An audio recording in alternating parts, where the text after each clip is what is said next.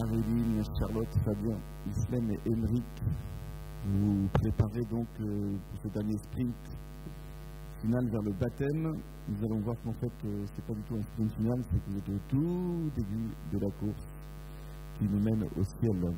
Aujourd'hui, dans notre parcours de carême, nous méditons donc sur la 8e station, un Jésus qui rencontre les femmes de Jérusalem. Et sur le tableau de ce chemin de croix, je voudrais simplement m'arrêter sur le regard que Jésus porte sur ces femmes. Et donc, dans ce regard que Jésus porte sur ces femmes, nous voyons le regard que Jésus a porté sur cet aveugle. En regardant l'aveugle, l'aveugle a pu enfin voir. En voyant cet homme pécheur depuis sa naissance, l'aveugle a pu lui voir Dieu saint de toute éternité. Et donc c'est dans ce regard de Jésus porté sur les femmes de Jérusalem que nous allons plonger notre regard nous aussi dans cet évangile et nous allons nous mettre dans les yeux de Jésus qui va guérir, sauver, rétablir, transformer les yeux de cet aveugle de naissance. Vous l'avez compris, l'aveugle de naissance, donc c'est une histoire vraie, c'est un récit, ce n'est pas une parabole, mais cet aveugle de naissance est la figure de nous qui sommes aveugles de naissance. C'est cette magnifique doctrine qu'on appelle du péché originel. Le péché originel, c'est quoi? C'est cette cécité dont nous sommes atteints depuis la naissance, depuis que nous avons été conçus. Dieu crée l'âme à chaque conception d'un homme, d'une femme, et puisque Dieu respecte la liberté même pécheresse des hommes, il a accepté que le péché originel soit transmis par génération, par propagation. Et donc nous naissons tous marqués de cette inimitié avec Dieu. Nous sommes nés dans ce monde sans la charité de Dieu, sans Dieu. Nous sommes nés sans Dieu. Et donc l'aveugle de naissance est une figure de nous tous. Et nous qui sommes baptisés, nous avons été purifiés de ce péché originel. Pas vous. Coming soon, on se détend, ça va bientôt venir. Mais pour le moment, vous êtes plus que nous dans cet état de l'aveugle de naissance. Et donc tout ce qui va se passer pour cet aveugle de naissance, c'est pour ça que l'Évangile nous demande de lire l'Église nous demande de lire cet Évangile dans ce temps de carême, spécialement pour les scrutins, met la lumière, si je puis dire, sur votre cheminement personnel et sur notre cheminement personnel. L'Évangile dit que Jésus vit sur son passage un homme aveugle de naissance. C'est ce que Jésus a fait avec vous. Il vous a vu sur votre passage, il vous a saisi, il vous a attrapé, j'allais dire. On entendra pendant la nuit de Pâques donc, le récit de vos témoignages. Vous nous expliquez comment Jésus justement est venu vous voir et vous visiter et vous prendre. La question qui est posée par les pharisiens, qui a péché, lui ou ses parents? La réponse de Jésus est assez étonnante, ni lui ni ses parents, c'est pour que les œuvres de Dieu soient manifestées en lui, se manifestent en lui. Vous pouvez peut-être vous poser la question, mais pourquoi Dieu m'a pris que maintenant? Pourquoi je n'ai pas été baptisé depuis le début? Alors vous avez certainement, évidemment, vous savez pourquoi, mais c'est la question de la providence de Dieu. N'allez pas chercher des raisons en vous, ou chez vos parents. En fait, Jésus vous fait cette réponse, c'est pour que la gloire de Dieu soit manifestée, se manifeste en vous, que j'ai pris ce temps pour vous prendre et vous conduire au baptême à Pâques 2024. Voilà. C'est pour que l'œuvre de Dieu se manifeste en vous. C'est-à-dire que Jésus a besoin de vous pour que sa gloire se manifeste. S'il a besoin de vous, c'est qu'il a besoin de nous tous qui ont été baptisés. Il a besoin que nous manifestions la gloire de Dieu dans notre vie. Jésus fait de la boue, ça renvoie à Genèse 2. Dieu a fait de la boue aussi, dit l'Écriture, et avec de la boue, il a modelé l'homme et la femme. Cette boue, il l'a faite avec sa salive. Dans l'étymologie de salive, on retrouve salus, salvé, comme on dit en latin quand on salue quelqu'un, salvé, santé en fait, santé à toi, ça veut dire. Je te souhaite la santé. La salive, c'est la santé divine. La terre, c'est notre origine terrestre. Donc dans la boue faite de la salive divine de Dieu et de la terre humaine, il y a un composé humano-divin, c'est vraiment l'expression de l'incarnation. Dans cette salive de Dieu et cette terre des hommes, Jésus va fabriquer un nouvel être. En fait, c'est vraiment Genèse 2, revisité.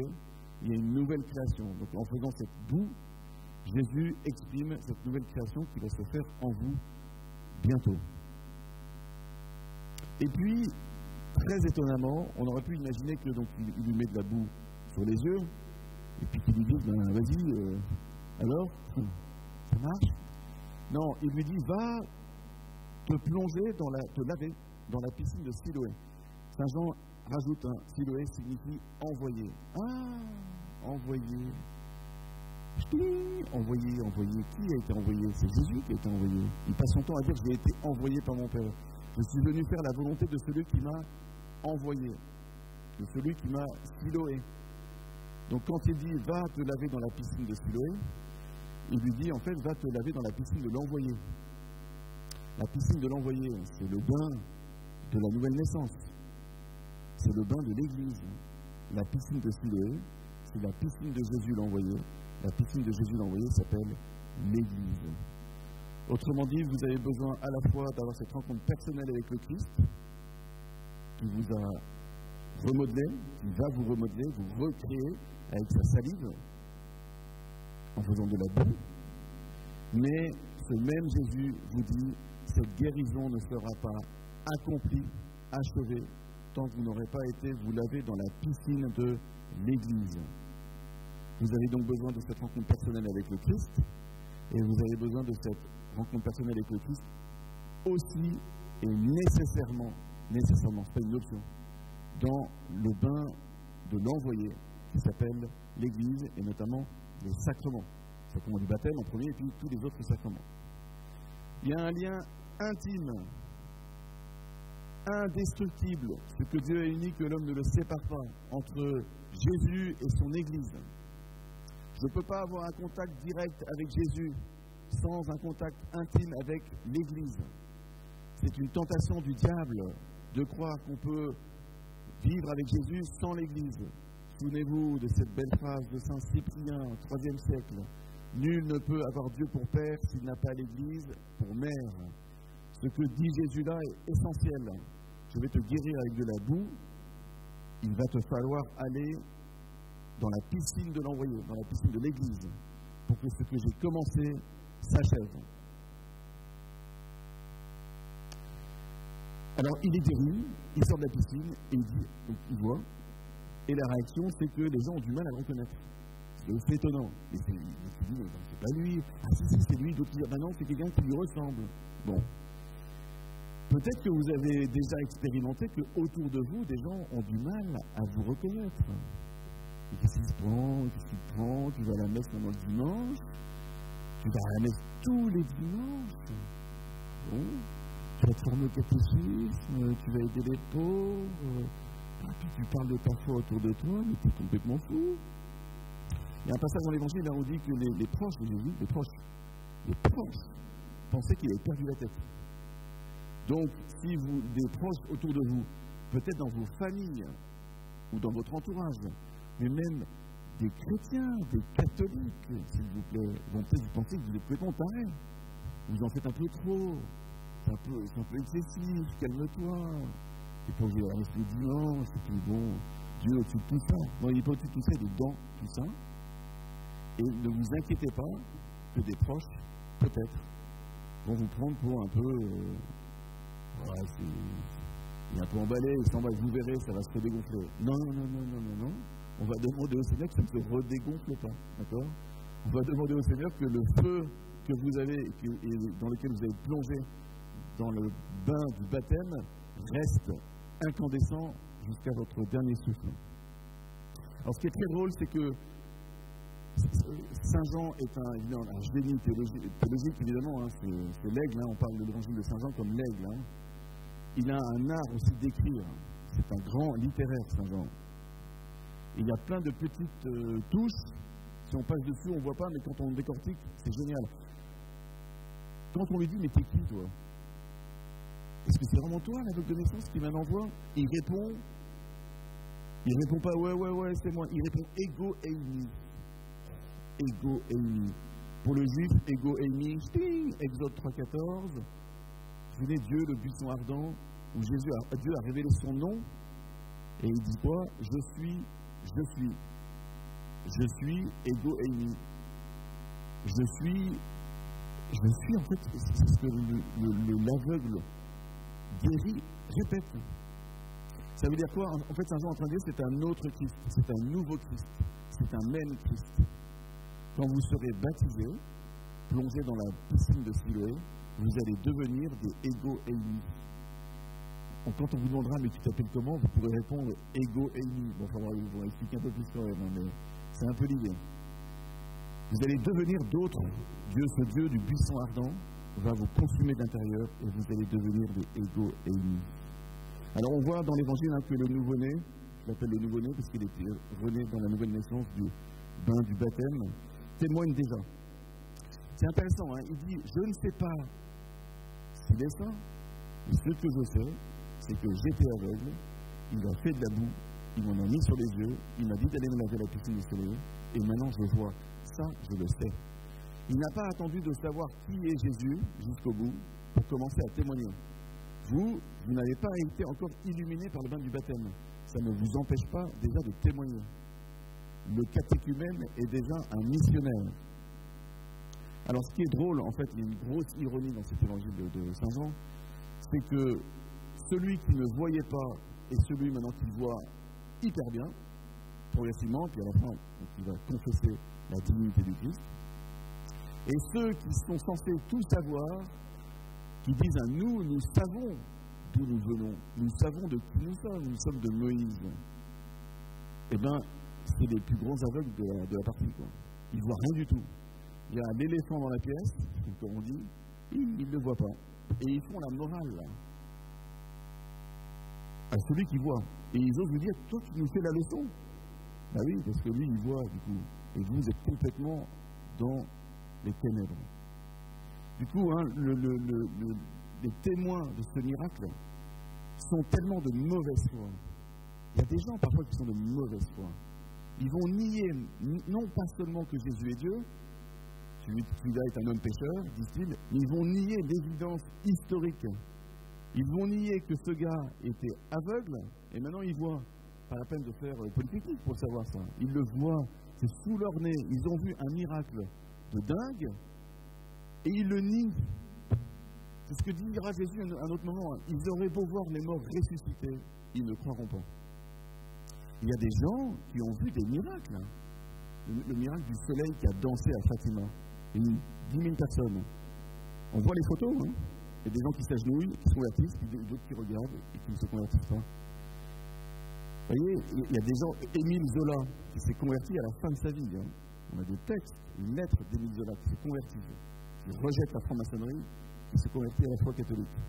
Mais dans sa vie, il a assisté à un miracle à Lourdes. Il le dit, hein. C'est pas ça qui l'a fait convertir. Il a vu l'évidence, il a refusé de croire. Alors le Seigneur l'a rattrapé à la fin, autrement. Parfois, vous verrez des gens qui vont nier l'évidence. Ne vous inquiétez pas. Parfois, la mauvaise foi peut faire nier l'évidence de l'éléphant dans la pièce. Ne vous inquiétez pas. Dieu est plus grand qu'un éléphant. Et donc, sa foi va vous toucher. Et cette expérience intime que vous avez faite de lui, personne ne pourra vous la ravir. Alors, les parents du bonhomme guéri ont peur, dit l'Évangile. Vous, n'ayez pas peur. Je vais répéter cette phrase du Christ, et que Jean-Paul II a reprise, et que le pape François a reprise aussi. N'ayez pas peur. N'ayez pas peur de l'hostilité du monde autour de vous. Le monde n'aime pas, en fait, l'Évangile. Le mouvement naturel du monde, mais on est aussi visité par ce mouvement naturel du monde, n'aime pas se convertir, n'aime pas la vérité. On préfère souvent les ténèbres. Laissez-vous visiter par Jésus et restez accrochés à cette lumière qui va vous donner, une fois pour toutes, jusque dans l'éternité. Je terminerai par cette rencontre que Jésus va achever avec cet homme. Il a été exclu de la synagogue, dit l'Évangile. Ils l'ont jeté dehors. Vous allez peut-être vous sentir jeté dehors, parfois. comme je disais, par le monde extérieur, peut-être par vos frères chrétiens parfois. Et c'est là que Jésus va le rechercher. C'est étonnant, hein, il a laissé le pauvre bonhomme se faire balloter par les gens, et à la fin, il a été exclu, rejeté. Et c'est là que Jésus va achever ce qu'il a commencé. Vous savez, pendant les liturgies d'ordination, l'évêque dit à l'ordinant hein, que Dieu achève en vous ce qu'il a commencé. C'est exactement ce qui s'est passé avec cet homme. Et là, il a cette phrase magnifique, hein, Jésus lui dit, c'est moi qui te parle. Tu le vois parce que j'étais guéri de tes yeux du corps, mais j'étais surtout guéri de tes yeux de l'âme. Tu étais aveugle, tu étais sans Dieu, maintenant tu es avec Dieu. Emmanuel, Dieu avec nous, tu le vois et c'est lui qui te parle. Vous avez fait et vous allez refaire l'expérience, pas seulement au baptême, mais dans votre vie tout entière. Et on vous souhaite une expérience renouvelée de cette phrase. Quand vous serez baptisé, pensez, vous fermerez les yeux, parce que de toute façon il y a l'eau qui va vous couler dessus, pensez à cette phrase que vous entendez aujourd'hui dans l'Évangile. Tu le vois, mettez votre prénom, tu le vois, et c'est lui qui te parle, c'est moi qui te parle. Ça fait écho à cette phrase qu'on a entendue avec la Samaritaine dimanche dernier. C'est moi, et c'est moi qui te parle. Dans le baptême, vous allez entendre non seulement cette grande vérité de Dieu qui se révèle, hein, ego eimi, mais ça va devenir personnel. C'est moi qui te touche, c'est moi qui te parle. Amen.